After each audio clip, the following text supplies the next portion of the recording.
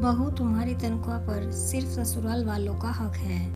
बहू की पढ़ाई के लिए उनका कॉलेज में बीएससी फाइनल ईयर का आखिरी एग्ज़ाम था। रचना पढ़ाई में अच्छी थी और उसे उम्मीद थी कि आगे चलकर वह कॉलेज में प्रोफेसर बनेगी। लेकिन इसी बीच उसकी दादी की तबीयत बहुत खराब हो गई। दादी ने अपने बेटे राम से कहा कि उनकी आखिरी इच्छा है कि वे अपनी पोती की शादी अपनी आंखों के सामने देखें। आखिरकार जल्द ही रचना की शादी विनय से हो गई। शादी के बाद रचना घरेलू जिम्मेदारियों में उलझ गई और फिर समय के साथ माँ भी बन गई। लेकिन उसके दिल में आज भी ख्वाहिश थी कि वह जीवन में कुछ नया हासिल करे। वह मन ही मन ख्वाब बुनती रहती थी, लेकिन हर बार उसके सपनों पर पानी फिर जाता। एक दिन उसने अपने पिता विनय से कहा, मैं अपनी पढ़ाई पूरी करना चाहती हूँ, मुझे इसमें मदद करनी चाहिए। विनय बोला, ये पढ़ाई का चक्कर छोड़ो, शादी से पहले पढ़ाई करने का समय होता है। अब पढ़ाई कर भी ली तो ज़्यादा से ज़्यादा नौकरी लग जाएगी, लेकिन उसकी ज़रूरत क्या है, मैं कमा रहा हूँ, तुम बस घर देखो और मज़े करो। रचना ने कहा, आप किस देश की बात करते हैं? पूरा दिन तो मैं घर के कामों में उलझी रहती हूँ। माँ बाप, सास ससुर और बच्चे की जिम्मेदारी संभालती हूँ। यह आपका वहम है कि मैं घर पर आराम करती हूँ। विनय बोला, जब घर के कामों में ही फुर्सत नहीं मिलती तो पढ़ाई कब करोगी? रचना ने आत्मविश्वास से कहा, मैं समय निकाल लूंगी और वादा करती हूँ कि घर के कामों में कोई रुकावट नहीं आने दूंगी। बस इस सेशन में मेरा एमएससी में एडमिशन करवा दीजिए। विनय अनबने ढंग से मान गया, लेकिन जब उसने यह बात अपनी माँ को बताई तो सासू माँ ने पहले तो साफ मना कर दिया, फिर शर्त रखी कि पढ़ाई का खर्चा बहू के मायके वाले उठाएंगे। रचना अपने मायके पर बोझ नहीं डालना चाहती थी, लेकिन मजबूरी में उसने पिता से मदद मांगी।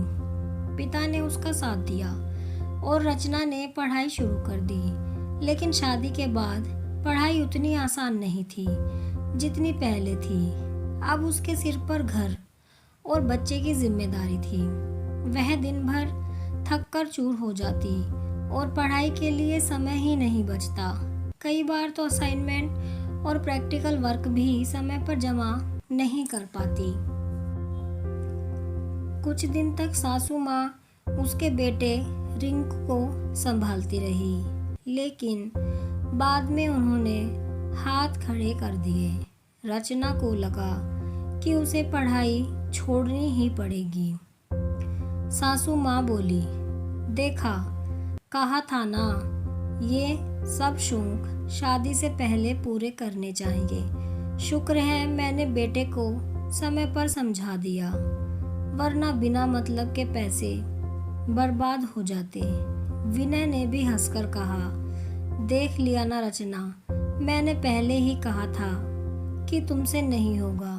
मैंने तो एडमिशन सिर्फ इसलिए दिलवाया था ताकि तुम्हें अपनी काबिलियत का अंदाज़ा हो सके। विनय और उसकी माँ की बातें रचना के दिल को चुभ गई। गहरी सांस लेकर कहा, किसने कहा कि मुझसे कुछ नहीं होगा? आपके ये शब्द मुझे तोड़ नहीं सकते, बल्कि मेरे हौसले और बुलंद कर रहे हैं। धन्यवाद, आपने मुझे यह साबित करने का मौका दिया। उसने उसी दिन ठान लिया कि अब पीछे नहीं हटेगी। पति का साथ ना मिलने से दुखी जरूर थी, लेकिन उसने हार नहीं मानी। माता पिता ने उसे सलाह दी कि बेटा चिंटू को कुछ समय के लिए उनके पास छोड़ दे। रचना के लिए आसान नहीं था, लेकिन उसने ऐसा ही किया। इसके बाद रचना ने जी जान लगाकर मेहनत की और आखिरकार एमएससी पूरी कर ली। फिर उसने और संघर्ष किया और एक दिन कॉलेज में उसकी नौकरी लग गई। आज उसकी पहली तनख्वाह मिली थी। घर लौटने पर विनय ने पूछा, इतनी देर क्यों हो गई? रचना बोली, मैं तनख्वाह लेकर मम्मी पापा के पास गई थी। विनय ने हैरानी से कहा, क्या तुमने तनख्वाह मायके वालों को दे दी? सासू माँ भी बोल उठी, अब यह तुम्हारा घर है रचना, मायके वालों को पैसे देने की हिम्मत मत करना। तुम्हारी तनख्वाह पर सिर्फ इस घर का हक है। रचना शांत स्वर में बोली, माँ जी, मेरी तनख्वाह पर सबसे पहला हक मेरे माता पिता का है, क्योंकि उन्होंने मेरी मदद की थी जब आपने मुंह मोड़ लिया था। फीस के पैसे भी पिताजी ने ही दिए थे। आपने तो चिंटू को संभालने से भी मना कर दिया था। अगर आज मैं यहाँ खड़ी हूँ तो अपने माता पिता की वजह से। हाँ, मैं तनख्वाह देने गई थी, लेकिन उन्होंने ली नहीं। पर आपकी सोच मेरे सामने साफ हो गई। उसने आगे कहा, जैसा आपका व्यवहार है, तो सच कहूँ तो मुझे यह घर छोड़ देना चाहिए, लेकिन मैं चिंटू को पिता और दादी के प्यार से महरूम नहीं करना चाहती, इसलिए यही हूँ। अभी भी वक्त है, अपना व्यवहार बदल लीजिए, वरना मैं सचमुच यह घर छोड़कर चली जाऊंगी। रचना की बातों ने विनय को आईना दिखा दिया। उसे अपनी गलती का एहसास हुआ और उसने माफी मांग ली।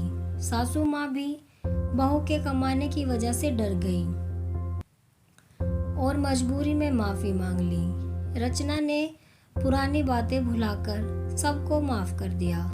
दोस्तों, जब भी कोई लड़की शादी के बाद कुछ करना चाहती है तो बहुत ही कम परिवार उसका साथ देते हैं। ज्यादातर बहुओं को अपने सपनों की कीमत चुकानी पड़ती है।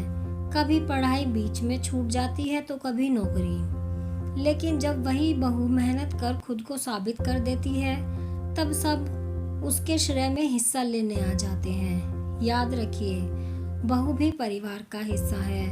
अगर वह शादी के बाद अपने सपनों को पूरा करना चाहती है तो परिवार को उसका साथ देना चाहिए। धन्यवाद दोस्तों। अगर कहानी अच्छी लगी हो तो प्लीज़ वीडियो को लाइक, शेयर और सब्सक्राइब ज़रूर करें और अपने विचार कमेंट में ज़रूर बताएं।